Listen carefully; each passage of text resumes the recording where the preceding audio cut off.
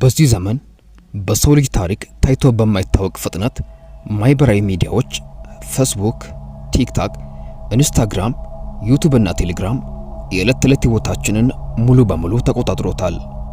ጠዋት ከእንቅልፋችን ስንነሳ መጀመሪያ የምናደርገው ነገር ቢኖር ስልካችንን አንስተን ማስታወቂያዎችን ወይም ደግሞ ኖቲፊኬሽን መፈተንና አጫጭር ቪዲዮዎችን መመልከት ሆኗል።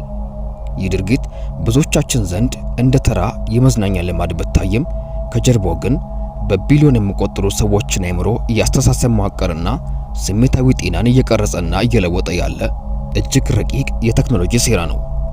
የማህበራዊ ሚዲያ መተግበሪያዎች የተፈጠሩት ዝም ብሎ ሰዎችን ለማገናኘት ብቻ አይደለም። ከጀርባው የዓለማችን እጅግ የረቀቁ የነርቭ ሳይንቲስቶችና የባህሪ ስነልቦና ባለሙያዎች ወይም ቢሄቪራል ሳይኮሎጂስቶችን ተቆጥሮበት የሰው ልጅ አእምሮ በስክሪን ፊት እንዴት ለሰዓታት ማሰር እንደሚቻል በጥናት የተሰሩ የትኩረት ኢኮኖሚ ወይም አቴንሽን ኢኮኖሚ ውጤቶች ናቸው። ይህ እጅግ ሰፊና ጥልቅ ሳይንሳዊ ትንተና ሶሻል ሚዲያ በአእምሯችን ኬሚካሎች፣ በትኩረት አቅማችን፣ በማህበራዊ ግንኙነታችንና በስነ ልቦና ደህንነታችን የሚያደርሰውን ስውርና አደገኛ ተጽዕኖን በዝርዝር ይተነትናል። እስከ ቪዲዮ ፍጻሜ አብራችሁን ቆዩ። አንደኛ፣ የዶፓሚን አዙሪት ወይም ዶፓሚን ሉፕ። ማህበራዊ ሚዲያ በአእምሯችን ላይ የሚያደርሰው ቀዳሚ ተጽዕኖ ዶፓሚን ከተባለው የነርቭ አስተላላፊ ኬሚካላችን ጋር ቀጥተኛ ትስስር አለው። ዶፓሚን በአንጎላችን ውስጥ የሽልማትና የደስታ ኬሚካል በመባል ይታወቃል። አንድ ሰው የሚወደው ምግብ ሲመገብ፣ ስራ አጠናቆ ስኬት ሲያገኝ ወይም አዲስ አስደሳች ነገር ሲመለከት አእምሮ ዶፓሚንን ይረጫል። የሶሻል ሚዲያ መተግበሪያዎች የተገነቡት ተለዋዋጭ የሽልማት ስርዓት ወይም ቫሪያብል ሪዋርድ ሲስተም በሚባለው ስነ ልቦናዊ መሪ ላይ ነው። ይህ መሪ ቁማር ወይም ደግሞ ስሎት ማሽን ላይ ከሚሰራው የአሰራር ምስጢር ጋር አንድ አይነት ነው። ስልካችንን ወደ ታች በሳብን ቁጥር ወይም ደግሞ ስክሮል ባደረግን ቁጥር ምን አይነት ቪዲዮ ወይም ደግሞ ምስል እንደምናገኝ አናውቅም። ምናልባት በጣም የሚያስቅ ቪዲዮ ወይም በጣም የሚያስቆጣ ዜና ወይም ደግሞ የጓደኛችንን አዲስ ምስል ልናገኝ እንችላለን። ይሄ ምን ይገጥመኝ ይሆን የሚለውን የጉጉት ስሜት በአንጎላችን ውስጥ ከፍተኛ የዶፓሚን ፍንዳታን ይፈጥራል። በተጨማሪም በምናገኘው እያንዳንዱ ላይክ፣ ኮመንትና ሼር አእምሯችን ጥቃቅን የዶፓሚን ሽልማቶችን ያገኛል። ይህ ሂደት በየቀኑ በሚሊዮን ጊዜ ሲደጋገም አንጎላችን ተፈጥሯዊ ያልሆነ ከፍተኛ የዶፓሚን መጠን መልመድ ይጀምራል። በዚህ ምክንያት ተራው የዕለት ተዕለት ህይወታችን ወይም ደግሞ ማንበብ፣ መስራት፣ ከተፈጥሮ ጋር መገናኘት አሰልችና ምንም ደስታ የማይሰጥ ሆኖ ይታየናል። ምክንያቱም እነዚህ ተፈጥሯዊ ነገሮች እንደ ሶሻል ሚዲያ ፈጣንና ከፍተኛ ዶፓሚን ማመንጨት አይችሉም። ይህ ዶፓሚን አዙሪት ደግሞ ሰውን ሙሉ በሙሉ የስክሪን ሱሰኛ እንዲሆን ያደርጋል። ሁለተኛ፣ የብሬን ፎግ ችግር መፈጠርና የትኩረት አቅም ማሽቆልቆል። በአሁኑ ዘመን በአብዛኛው ወጣት ላይ የሚስተዋለው ትልቁ የአእምሮ እክል የትኩረት አቅም ማነስ ወይም ደግሞ ሾርቴጅ ኦፍ አቴንሽን ስፓን ነው። ከጥቂት ዓመታት በፊት አንድ ሰው የአንድ ሰዓት ንግግር ወይም ደግሞ መጽሐፍን ረጋ ብሎ የማንበብ አቅም ነበረው። በአሁኑ ዘመን ግን አብዛኛው ሰው ከ30 ሰከንድ በላይ የሚረዝም ቪዲዮ ወይም ጽሑፍ ላይ ትኩረቱን መሰብሰብ ያቅተዋል። ለዚህኛው ዋነኛው ተጠያቂ እንደ ቲክቶክ፣ ሪልስ እና ሾርት ያሉ እጅግ አጫጭር ቪዲዮዎች ናቸው። እነዚህ ቪዲዮዎች በአማካይ ከ15 እስከ 60 ሰከንድ ብቻ የሚቆዩ በመሆናቸው አእምሮ በአጭር ጊዜ ውስጥ እጅግ በጣም ብዙና የተለያዩ መረጃዎችን እንዲቀበል ያስገድዱታል። በአንድ ደቂቃ ውስጥ ከሳቅ ወደ ሐዘን፣ ከሐዘን ወደ ቁጣ፣ ከቁጣ ወደ ጭፈራ የሚቀያየሩ ምስሎችን ማየት የአንጎልን መረጃ የማቀነባበር አቅም ወይም ደግሞ ኮግኒቲቭ ሎድን ከጥቅም ውጭ ያደርገዋል። ይህ ፈጣን ሽግግር አንጎላችን መረጃዎችን በረጅም ጊዜ ማህደር ትውስታ ወይም ደግሞ ሎንግ ተርም ሚሞሪ ውስጥ እንዳያስቀምጥ እንቅፋት ይሆናል። በዚህ ምክንያት ነገሮችን በፍጥነት የመርሳት ምልክቶች ይታያሉ። ስራን ወይም ትምህርትን በጥልቀት የማሰብ ወይም ደግሞ ዲፕ ወርክ አቅም ይጠፋል። ሌላኛው ደግሞ አእምሮ ሁል ጊዜ በሀሳብ የተበታተነ የደከመና የዛለ እንዲሆን ያደርጋል። ሶስተኛ፣ ማህበራዊ ንጽጽርና ዝቅተኛ በራስ መተማመን ወይም ሶሻል ኮምፓሪሰን።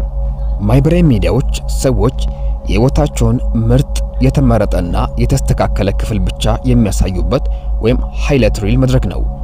ማንም ሰው ውድቀቱን ጠዋት ከእንቅልፉ ሲነሳ ያለውን ፊት ወይም የገንዘብ እጥረቱን ፖስት አድርግም። ይልቁንም ውድ ልብሶችን፣ ውድ የጉዞ ቦታዎችን፣ ፈገግታዎችንና ስኬቶችን ብቻ ያሳያሉ። የሰዎች አእምሮ ደግሞ በተፈጥሮ ራሱን ከሌሎች ጋር የማነጻጸር ባህሪ ያለው። አንድ ሰው በቤቱ ተቀምጦ የሌሎችን ፍጹም የመሰለ ህይወት፣ ውበትና ሀብት በየቀኑ በሚመለከትበት ጊዜ በንቃተ ህሊናው ወይም ሳብኮንሺየስ ማይንድ ውስጥ የራሱን ህይወት ማሳነስ ይጀምራል። ይህ ሂደትም ወደሚከተሉት ከባድ የስነ ልቦና ቀውሶች ይመራል። የመጀመሪያው የበታችነት ስሜት ወይም ኢንሴኩሪቲ። እኔ ለምን እንደነሱ አልሆንኩም፣ ለምን መልኬ ወይም ኑሮዬ አላማረም የሚሉ አውዳሚ ጥያቄዎች በራስ መተማመንን ያደቁታል። ሶስተኛ ፎሞ ወይም ደግሞ ፊር ኦፍ ሚሲንግ አውት። ሌሎች ሰዎች እኔ በሌለውበት እያጣጣሙና እየተደሰቱ ነው፣ እኔ ግን ወደ ኋላ ቀረው የሚል የማያቋርጥ የስጋትና የጭንቀት ስሜት ይፈጠራል። ሶስተኛ ምናባዊ ማንነት መፍጠር። እውነተኛ ማንነታቸውን ደብቆ ላይክና አድናቆት ለማግኘት ሲሉ ብቻ ማጣሪያዎችን ወይም ፊልተሮችን በመጠቀም ራሳቸውን ሌላ ሰው አድርጎ ማቅረብ ይጀምራሉ። ይህ ደግሞ ከእውነተኛ ማንነታቸው ጋር መራራቅን ይፈጥራል። እነዚህ ሁሉ ሶሻል ሚዲያ ላይ ቀን በቀን ረጅም ጊዜ ማሳለፍ በአእምሮ ላይ ከሚያደርሳቸው ጉዳቶች መካከል አንዱና ዋነኞቹ ናቸው። አራተኛ የጭንቀት የብቸኝነትና የድብርት ስሜት። የማህበራዊ ሚዲያ ሰው ማህበራዊ ወይም ሶሻል ይባል እንጂ በተቃራኒው ግን የሰውን ልጅ ከመቼውም ጊዜ በላይ ብቸኛ ያደረገ መሳሪያ ነው። በሺዎች የሚቆጠሩ የሶሻል ሚዲያ ጓደኞች ወይም ተከታዮች መኖር ማለት በእውነተኛው ዓለም ግን እውነተኛ ወዳጅ አለ ማለት አይደለም። በሳይንሳዊ ጥናቶች እንደተረጋገጠው በሶሻል ሚዲያ ላይ በቀን ከ3 ሰዓት በላይ የሚያሳልፉ ሰዎች ለከፍተኛ ጭንቀትና ለድብርት መጋለጥ ዕድላቸው በደረጃ በእጥፍ ይጨምራል። ሰዎቹ ስክሪን ላይ በሚያዩት መረጃ ብዛት ምክንያት አንጎላቸው ሁል ጊዜ በንቃት ወይም ደግሞ ፋይት ኦር ፍላይት ሞድ ውስጥ ይቆያል። ይህም የጭንቀት ሆርሞን የሆነውን ኮርቲሶልን ያበዛል። በተጨማሪም በአካል ተገናኝቶ ከመጫወት፣ ከመተቃቀፍ እና የሰዎችን አይን እይታ ከመመልከት የሚገኘውን የፍቅርና የመረጋጋት ሆርሞንን ወይም ኦክሲቶሲንን በስክሪን ግንኙነት ውስጥ ሊገኝ አይችልም። ይህ ደግሞ በሰዎች መካከል ያለውን እውነተኛ ስሜታዊ ትስስርን በማላላት ጥልቅ የሆነ የባዶነትና የብቸኝነት ስሜት በአእምሮ ውስጥ እንዲነግስ ያደርጋል። አምስተኛ የእንቅልፍ መዛባትና የአካል ጤና መቃወስ። አእምሮችን ጤናማ ሆኖ እንዲሰራና ራሱን እንዲያድስ በቂና ጥራት ያለው እንቅልፍ ማግኘት ግዴታ ነው። ይሁን እንጂ ማታ ከመተኛታችን በፊት ስልካችንን ማየት የእንቅልፍ ተፈጥሯዊ ውደትን ሙሉ በሙሉ ያዛባል። ከዲጂታል ስክሪኖች የሚወጣው ሰማያዊ ብርሃን ወይም ብሉ ላይት በአንጎላችን ውስጥ እንቅልፍን የሚያመጣውን ሜላቶኒን የተባለው ሆርሞን ምርትን ሙሉ በሙሉ ይገታል። ሰማያዊ ብርሃን ለአእምሮ የሚልከው መልእክት ገና ቀኑ አልመሸም፣ ፀሐይ አለች የሚል የተሳሳተ ምልክት ነው። በዚህ ምክንያት ሰውነታችን የመተኛት ፍላጎት ቢያሳይም አእምሮአችን ግን ነቅቶ ይቆያል። የእንቅልፍ ማነስ ግን ቀስ በቀስ አእምሮን ለድካም፣ ለነርቭ መቆጣት፣ ለራስ ምታትና ለሰውነት በሽታ የመከላከል አቅም መዳከም ይዳርጋል። ጥራት ያለው እንቅልፍ ያጣ አእምሮ ደግሞ በማግስቱ ለውሳኔዎች ሰነፍ፣ ለቁጣ የቀረበና ስሜቱን መቆጣጠር የሚችል ይሆናል። እነዚህ ሁሉ ሶሻል ሚዲያን ያለአግባብ መጠቀም በአእምሮአችን ላይ የሚያደርሱ እጅግ አደገኛ ጉዳቶች ናቸው። ነገር ግን የሶሻል ሚዲያን አውዳሚን ተጽዕኖ ተረድቶ ሙሉ በሙሉ ህይወትን ማስተካከል ይቻላል። ለዚህ ደግሞ የሚከተሉትን 5 ተግባር እርምጃዎችን መውሰድ አእምሮአችንን ነፃ ያወጣዋል። አንደኛ ኖቲፊኬሽን ማጥፋት። በስልካችን ላይ ያሉ የሶሻል ሚዲያ ማሳወቂያዎችን ወይም ኖቲፊኬሽንን ሙሉ በሙሉ ማጥፋት። ስልካችን በጮኸ ቁጥር ወደሱ የመሳብ ፍላጎትን በመቀነስ የአእምሮን ሰላም መጠበቅ ይቻላል። ሁለተኛ የስክሪን ጊዜ መገደብ። በስልካችን ውስጥ ባሉ መተግበሪያዎች ላይ በቀን ቢበዛ ከ1 እስከ 2 ሰዓት ብቻ የመጠቀም ገደብ መጣልና ጊዜው ሲያልቅ አፕሊኬሽኑን እንዲዘጉ ማድረግ አእምሮአችን ለሌላው ነገር ትኩረቱን መሰብሰብ ወይም ደግሞ መቆጠብ እንዲችልና ከነዚህ ከዱም ስክሮል ከመሳሰሉ አደገኛ ለአእምሮ ላይ ጉዳትን ከሚያደርሱ የሶሻል ሚዲያ አጠቃቀም እንድንቆጠብ ያደርጋል። ሶስተኛ በመኝታ ቤት ላይ በጭራሽ ስልክ አለመጠቀም። ከመኝታችን 1 ሰዓት በፊት ስልክን ሙሉ በሙሉ ማራቅና ስልካችንን ከመኝታ ክፍላችን ውጪ ማድረግ ግዴታ ሊሆን ይገባል። ምክንያቱም ይህ ሜላቶኒንን በትክክል እንዲመረት በማድረግ አእምሯችን ለጥልቅ እንቅልፍ እንዲዘጋጅ ያደርጋል። አራተኛ አእምሯችንን እውነተኛ ልምምዶችን ማስተጋባት።